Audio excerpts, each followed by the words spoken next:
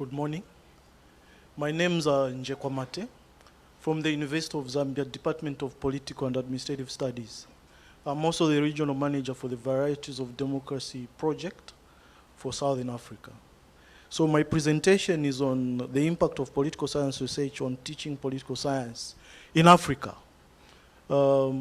Maybe I was too ambitious, because after trying to gather information, I only ended up with more information on Southern Africa than other regions. So perhaps the final paper will focus on Southern Africa. So the structure is as follows. There's an introduction, methodology, then I'll look at political science and democracy databases. There are quite a number of them. Then we'll look at the use of databases in teaching at various universities in Southern Africa, and the use of databases by students. Then we'll move on to focus on the contributions and impact of these databases. Then we'll look at the availability of infrastructure and capacities at the various universities where I got information from. Then I'll conclude and provide recommendations. So many academic and research institutes, next slide, have produced empirical data on political science research, on democracy, on governance over the 100 years in almost all the countries in the world. But at the core of all this research is that we should generate knowledge and disseminate it. Knowledge regarding the political science discipline, knowledge regarding democracy, the democratization process in Africa, and also knowledge regarding governance in the world and in Africa. In most African countries, the development of the universities and research has been firmly tied to the vagaries of state politics and policies, and the shifting missions and mandates of international donor agencies, and the unpredictable demands and dislocations of civil society, the civil society sector. However, in Africa, we also have challenges, and these include the cultures of universities themselves. They've been changing over time. And in my own university, in fact, or Zambia in particular, we have even seen a change in the way government is now viewing how they should run public universities. So increasingly politicians are saying universities should fund themselves. So the logic is changing. So, and you have seen also policymakers adopting this view, and it has filtered through to technocrats. So we are facing challenges of funding, and with challenges of funding, it's difficult to teach, it's difficult to do research, and many other activities that universities should do. So there are also challenges regarding the goals and governance of research institutions and universities. There are also challenges regarding the management of resources, infrastructures, and their capacities to pursue intellectual excellence and equity. There is also the issue of political autonomy and public accountability. In Africa, we have seen also that public universities nowadays don't seem to be autonomous from the governments or from politics. Increasingly, government is interfering in the operations of universities. I can speak for my own universities. We have seen academics being controlled not only in terms of how the institution should be funded, but also in terms of what programs will be sponsored for the students who are coming in, and also in terms of what kind of research the government funds and so on and so forth. And we have also seen that government increasingly, for public universities, they are moving away from funding public universities. And there's absolutely, like in my country, there's absolutely no funding for research from the government. You have to source your own funds for research. So the methodology, I did a literature review, document review, administered some questionnaires to colleagues at my university and another public university just north of Lusaka, because in Zambia we only have 2 universities that teach political science. Also emailed some questions to some colleagues in Malawi. I had some responses in Malawi, responses from Mozambique. There were no responses from Botswana, no responses from Zimbabwe, no responses from Namibia. Of course, South Africa is at a different level. They always respond to requests for information. There were no responses from Tanzania and so on. So you can see that the response rate was quite low.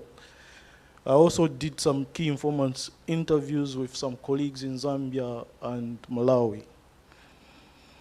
So there are various political science databases. We know of Polity4, which gathers information from 195 countries from 1800 to date or present.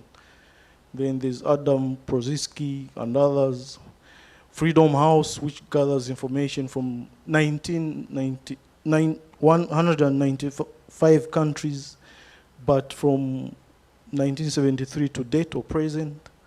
The Van Index of Democratization, Jose Shebab type of regime, gathering information from 1945 to 2000. I don't know whether I'm correct on that.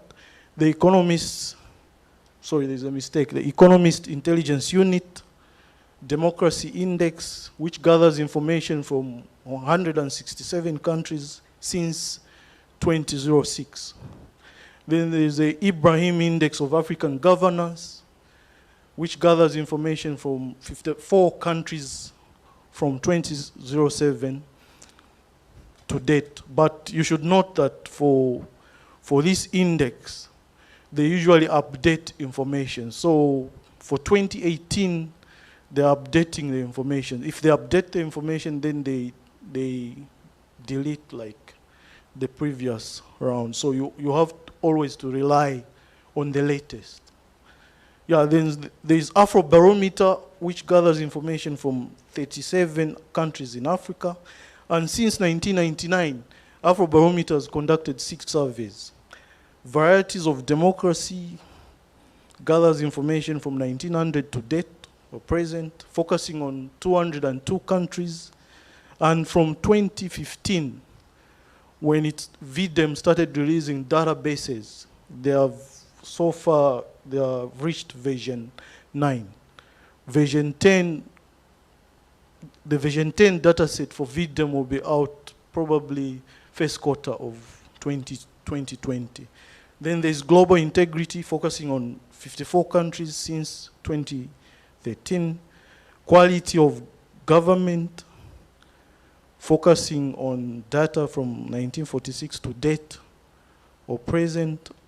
And in fact, the American Political Science Association has regarded quality of government, the Quality of Government Index, as one of the best. I think they won an award at an APSA conference sometime back. Then there's World Bank Governance Indicators, focusing on 200 countries from 1996, and so on and so forth. So those are just some of the databases. There are obviously some more databases. Then I'll move on, next slide. The use of databases in teaching. Just from the presentation by Dr. Afolabi, the usage obviously is low, with an exception of South Africa. The usage in most of it, at the University of Zambia is low, at the University of Malawi is low, and also in Mozambique, and so on and so forth. So these databases aid the delivery of courses, such as research methods, according to the responses I got from the people I talked to. They say the databases help them in delivery of courses such as research methods, comparative politics, democracy, democratization, and governance. And in terms of helps lecturers and students to move away from relying on books and articles alone, they begin to interact with data sets to have a practical and evidence-based analysis of political developments in Africa and beyond. However, most of the course modules at Southern African universities, with the exception of South Africa, are not fully using this data because the faculty members haven't interacted so much with these databases. It's far much easier, for example, to just, if you're teaching, for example, comparative politics, to just look at the different party systems in different countries than looking at a detailed analysis of what the data sets are telling you, and so on and so forth. So you can see that the academia uses more qualitative methods, or at my university, they call it use of qualitative methods, but at the end of the day, it's just too much focus on document reviews. So at most universities, sources of cutting-edge research information are somewhat limited. So the databases can make it possible to get supplementary teaching information from all such databases. VDEM provides an example of latest research information that is regularly shared world over. The data sets can be downloaded. Afrobarometer also data is available and it can be downloaded. And in fact, for Africa, Afrobarometer is the most used database. Even for Zambian scholars, Afrobarometer is the most used databases. Even for the Malawian scholars, they told me that they use Afrobarometer data more than anything else. This is perhaps simply because Afrobarometer has been training scholars from African universities. Still do that now. I know also Kodesia does that. The Mo Ibrahim Foundation also provides regular updates. Use of databases by students. Students in research methods often use this data and comparative politics, but the usage is more by master's and PhD students than undergraduate students. There are not as many students using this because of insufficient grounding on how to do data analysis, especially analysis of a quantitative nature. So they need to use these databases, cause for students to use the internet, and this is a challenge in some African universities, as opposed to the reliance on textbooks. So traditional sources of information, such as textbooks, are still being used side by side with databases, but perhaps more. So it helps students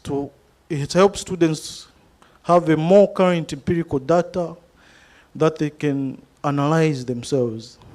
And these databases enriches the theoretical basis in class lessons and discussions. Has teaching changed? It hasn't changed much. Although we have noted that teaching would be more theoretical in the absence of such databases.